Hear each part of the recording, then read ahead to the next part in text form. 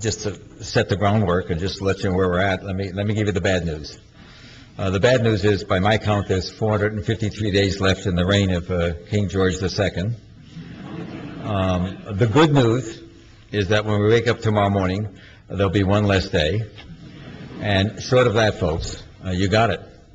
Not much else good news. So this is not going to be a happy hour here for you.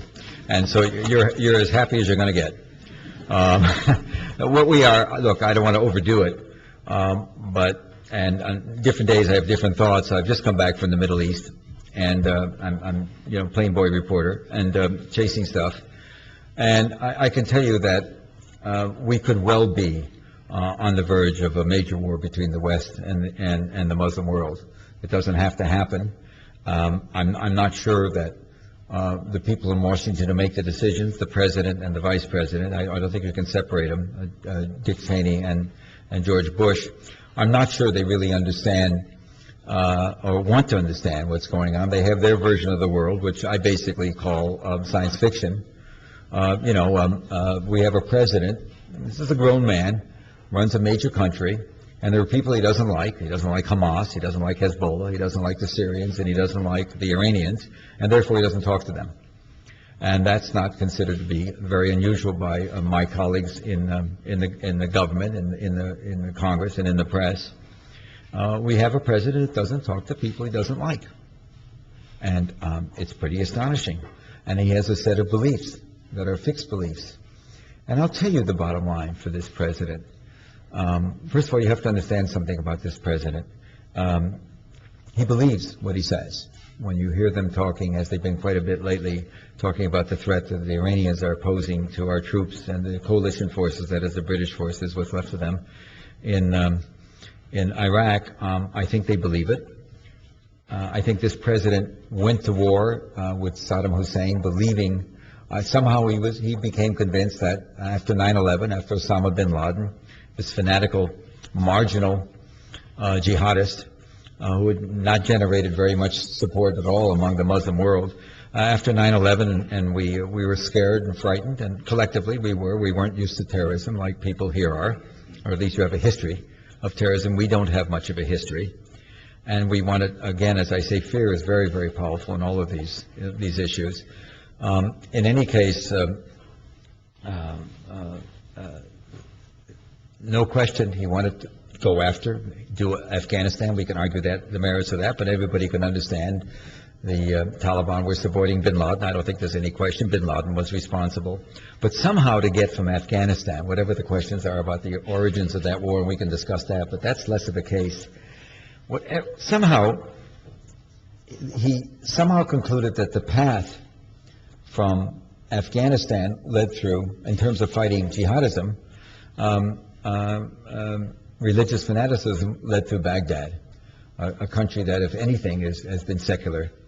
And Saddam, there's no brief for Saddam, although I assure you he'd be welcomed by many, many people in Iraq today. I don't think there's any question about that, as awful as he was.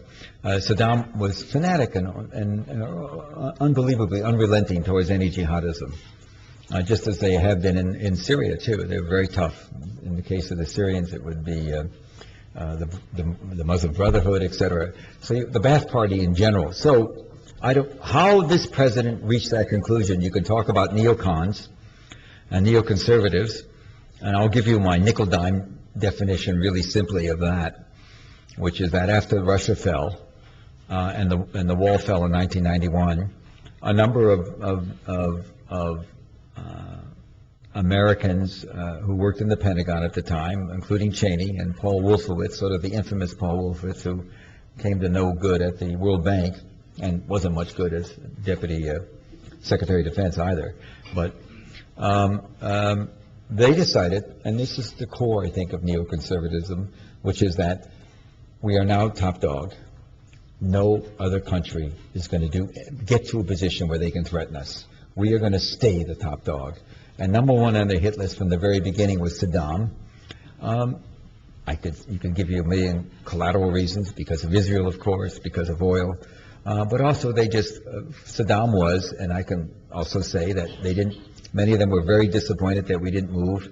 In 91, that George Bush the first in 91 didn't go to Baghdad and get rid of him. We had a coalition, if you remember. We really had a very active coalition in 91. Much of the Arab world was with us on that war.